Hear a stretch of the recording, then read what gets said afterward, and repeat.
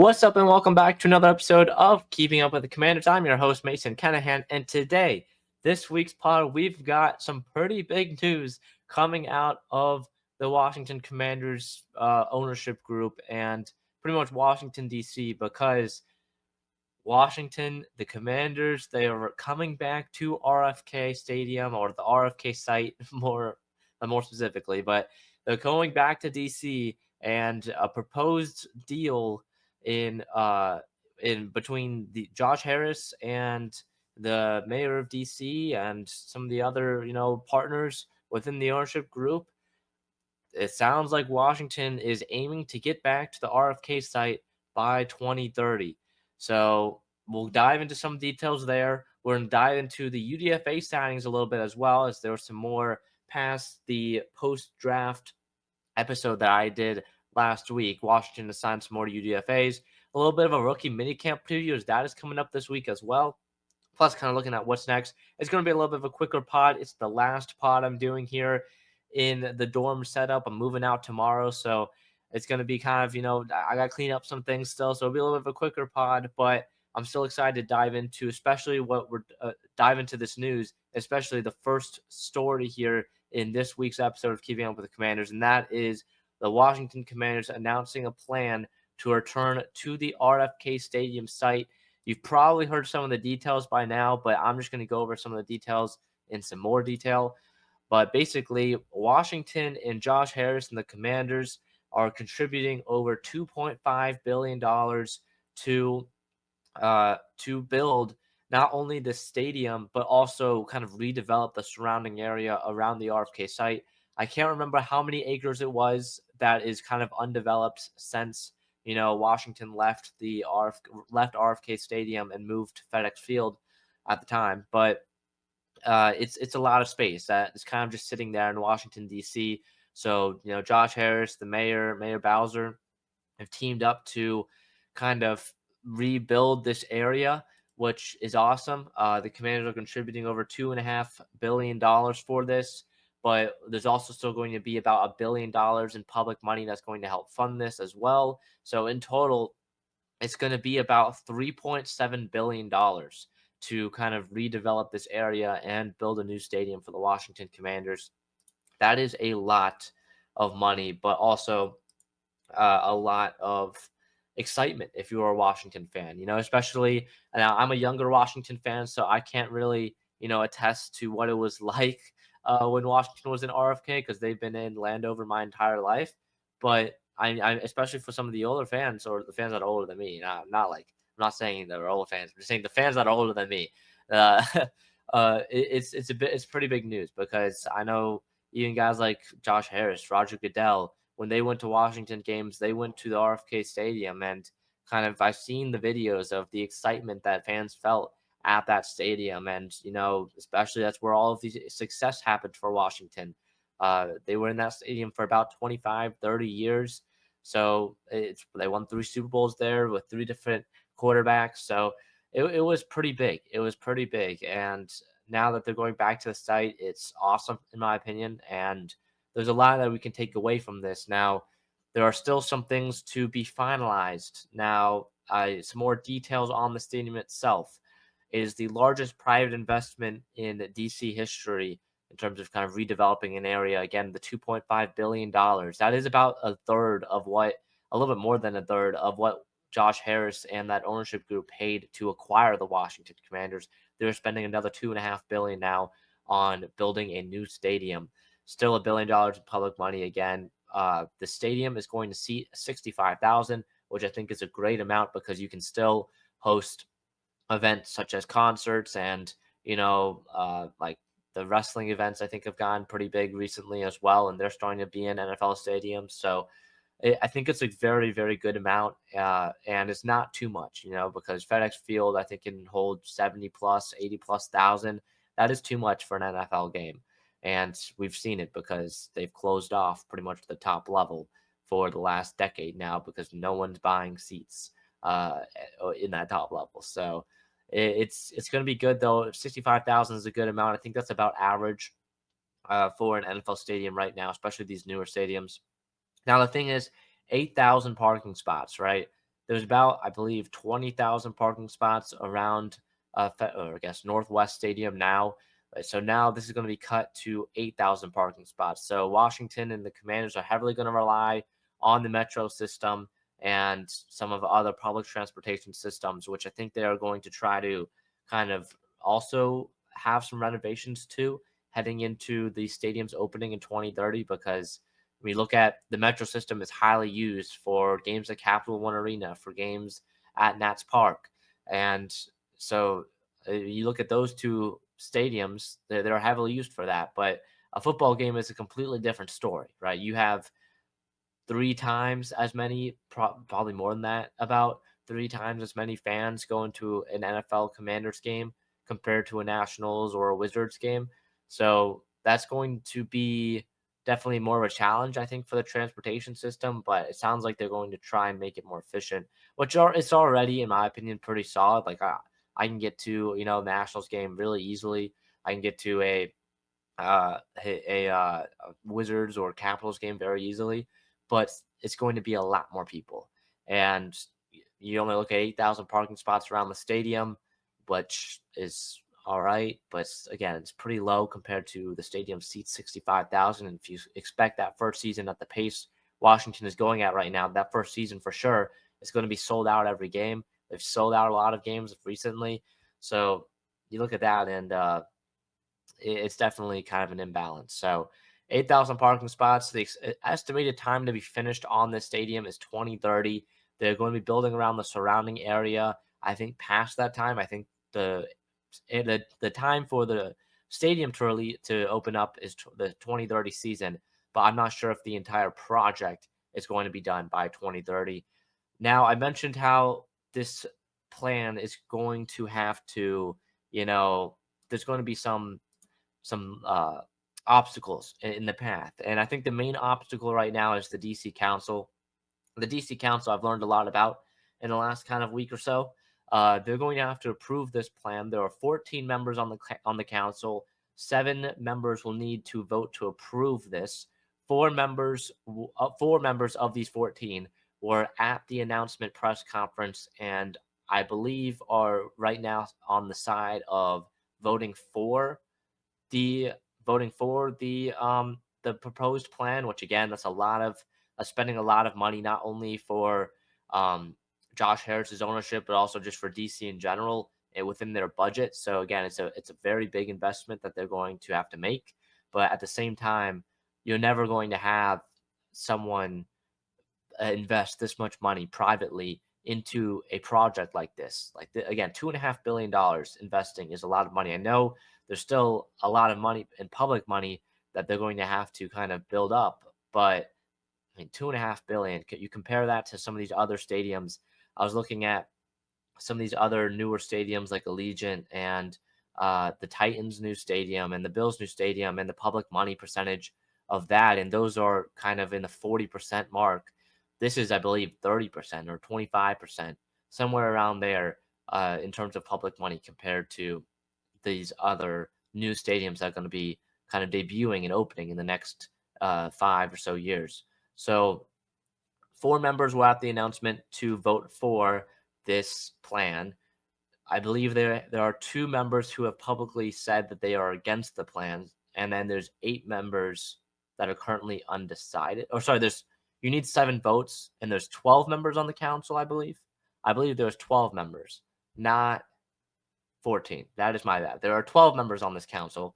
You need 7 votes to approve. 4 members were at the announcement press conference. This makes more sense. 4 members were at the announcement press conference. 2 members have publicly said that they are against it. And then there are another 4 members, I believe, or 6 members. I believe there's another 6 members that are kind of, on the maybe slash we don't know what way they are leaning towards in this scenario. So this plan in total, like I mentioned, is about $3.7 billion. I do not know when you can probably find it somewhere. I don't know when the DC Council would approve of this or when they would vote on this.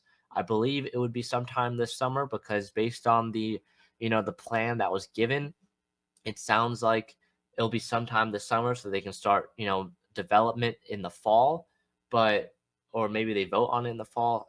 It's still a little bit confusion there, but kind of wanted to look at the actual surrounding area itself and the plans announced within the brochure that was handed to the media at the press conference. So we look at kind of the map. You've probably seen pictures of it. You've got the stadium district, which is, the stadium. It's the RFK site. That's where the stadium is. We know where that is.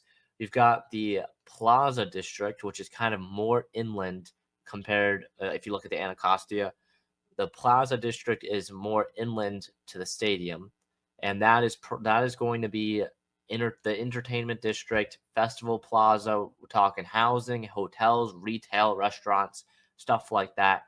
Then we've got the Riverfront district, and that is more on the Anacostia side of the, that's against the river, like the name of it. The Riverfront District's a waterfront community anchored by housing, retail, and restaurants. So we're talking more restaurants there. It looks like there's also some parking that'll be in that district as well for the stadium. So that is also important to note.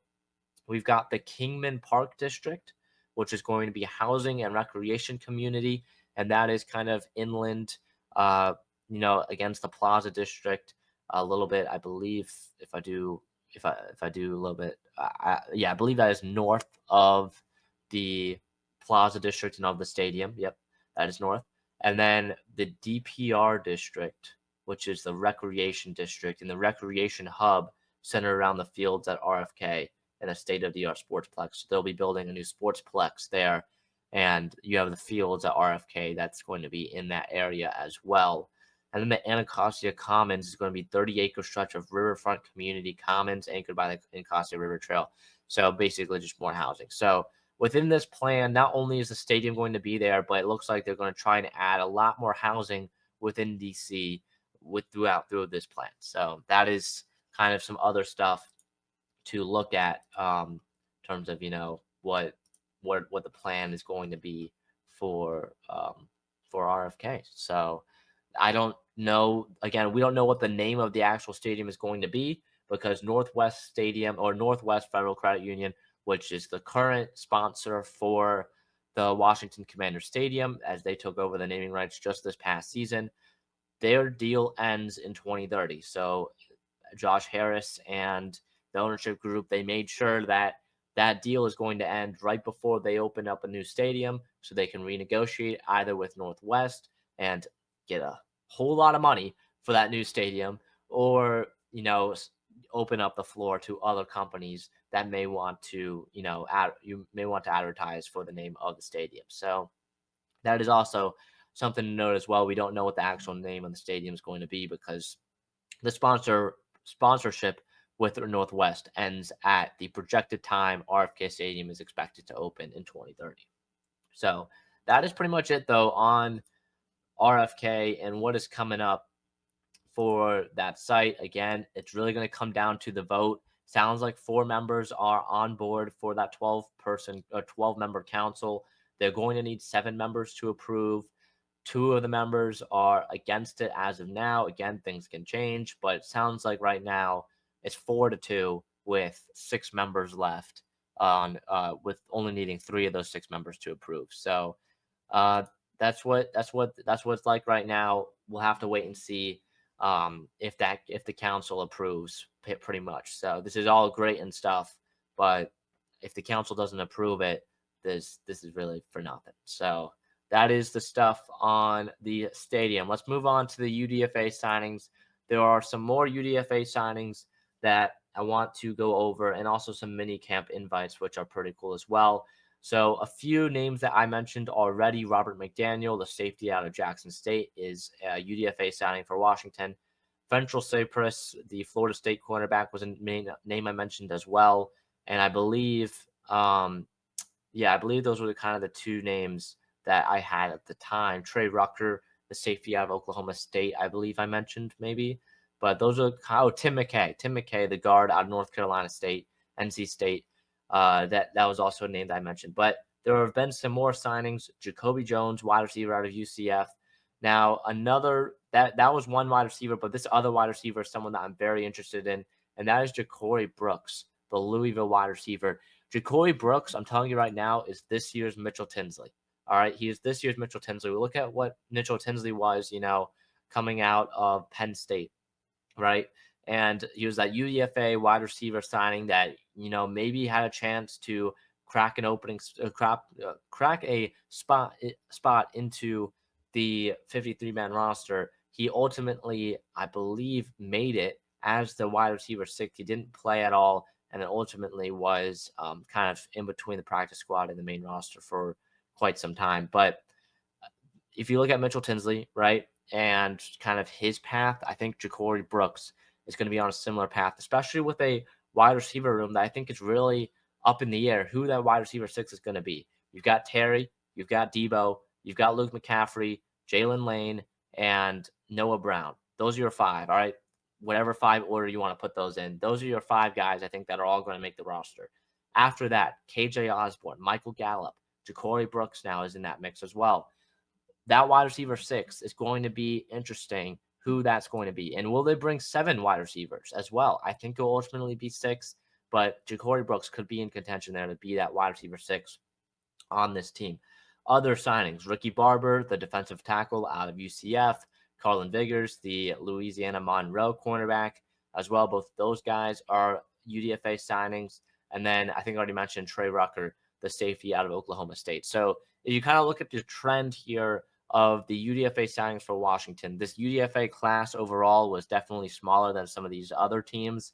Now that I'm looking at some of these other teams, I mean, the Seahawks signed like an entire roster of UDFAs. The Bucks all as well, and the Titans, they all signed entire rosters, it looked like. But Washington only went with 8 guys. So as of now. So I mean, look, four players of these 8 are in the secondary. Shows Washington wants to maybe try and find a diamond in the rough within the secondary. Couple of wide receivers is pretty common, and then a couple of guys in the trenches as well. 1 offensive lineman, 1 defensive lineman. So that is important to note. As far as minicamp invites, this is also pretty important. So rookie minicamp, I'll dive into in a little bit, but it's coming up. These players that were invited to minicamp for Washington. Colin Schlee is going to be the quarterback out of Virginia Tech. So Schlee was also invited to the Ravens rookie minicamp, so he'll be at the Ravens rookie minicamp as well as Washington's. Ben Rather, the tackle out of Northwestern, he got a minicamp invite. Long snapper Josh Washicowski, Washicowicz, I believe is how you pronounce that. I'm sorry if I'm pronouncing that wrong, but he's coming from the Colorado School of Mines. So Josh as well is he's going to be coming from the Colorado School of Mines, and he's going to be the long snapper at minicamp. But those are the 3 guys, and then the big one was safety Gabe Taylor, Sean Taylor's brother out of Rice. He will be getting a minicamp invite to the Washington Commanders as well. I hope that he gets an invite to training camp and gets a UDFA contract after this rookie minicamp. I think it'd be a great story, even to just have him on the practice squad this year as kind of a safety, emergency safety if you need. But those are the guys that got minicamp invites. Some great storylines there. As far as rookie minicamp, what is next here for rookie minicamp? May 8th through 11th is rookie minicamp. That is this Thursday through Sunday. If I did my math correctly, I believe I did. But that is this Thursday through Sunday. So rookie minicamp is coming up. This is a 4-day stretch. I don't know if they're going to practice all 4 days. I believe in the past they have not, but we'll see. So rookie minicamp is 4 days, and all of these guys that I just mentioned, all these UDFA signings, all of these rookie minicamp invites will be there, plus all of Washington's rookie signings. This includes rookie draft picks. This includes Josh Connolly, Trey Amos, Jalen Lane, Kane Madrano, and why am I forgetting? And the running back out of Arizona State. I have his name. I have his face. Ja'Cory Krosky-Merritt. I knew it was 3, and I knew it was Krosky-Merritt. I forgot his first name, but Krosky-Merritt as well. So all of these guys will be there for Washington. Also, maybe a couple of other UDFA signings that don't get announced, or minicamp invites that haven't been announced. So rookie minicamp is coming up at the end of this week. I'll have a recap episode for rookie minicamp as well out at the end. Out next week, including a Oh, I'll talk about in a second, including something else as well. So that is rookie minicamp, though. It's going to be a lot of fun watching these guys. Colin Schley will be the quarterback and kind of, throwing the football around with some of these wide receivers. Names I'm excited for and names I think can make, an impact. Ja'Cory Brooks, I mentioned the wide receiver out of Louisville, I think has a good chance of making, or compared to some of these other UDFAs, I think Brooks has a good chance of making the 53-man roster, probably the best chance out of any of these guys to make the 53-man roster.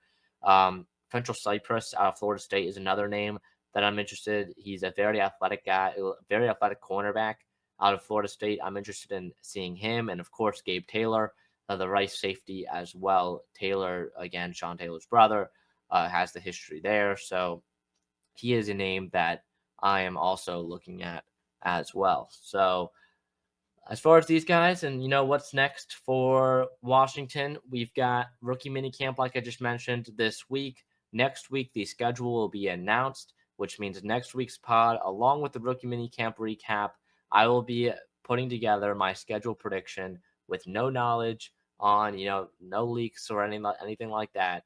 I've done it every year, just kind of put together a schedule prediction, see how many games I get right, but it's been a pretty fun exercise I've done the last few years. You guys seem to love it a lot as well. So that'll be pretty fun, just thinking of different scenarios and hypotheticals for Washington and who they might, when they might play their opponents next year and how many primetime games they'll get. That's going to be a lot of fun. So I'm excited for that. But overall, the season is kind of wrapping up for Keeping Up with the Commanders. If you are new to this podcast, usually we end the season. This is season 4 that I've done this podcast. We usually end the season around the end of May, so we've only got about a couple episodes left. Probably just a couple episodes left. Usually after the schedule gets released and we go over that, kind of wrap things up, and then we come back in July, early July, usually first week of July, to kind of preview the season up ahead and all of that. Kind of take June off, update some of the graphics and all of that. So that'll be fun. But yeah, overall, that is it. That is it for this week's pod of Keeping Up with the Commanders. I'm moving out, coming back to the DMV, which is going to be a lot of fun as well. So the pods for the next few weeks will be back in the DMV, which I am excited for. The new stadium announcement is awesome. I'm looking forward to some updates on that over the next, couple of months, and rookie minicamp and OTAs coming up as well. So I don't expect any holdouts there, but we'll never know. We never know. So that'll do it for this week's episode of Keeping Up with the Commanders. See you guys next one. Peace.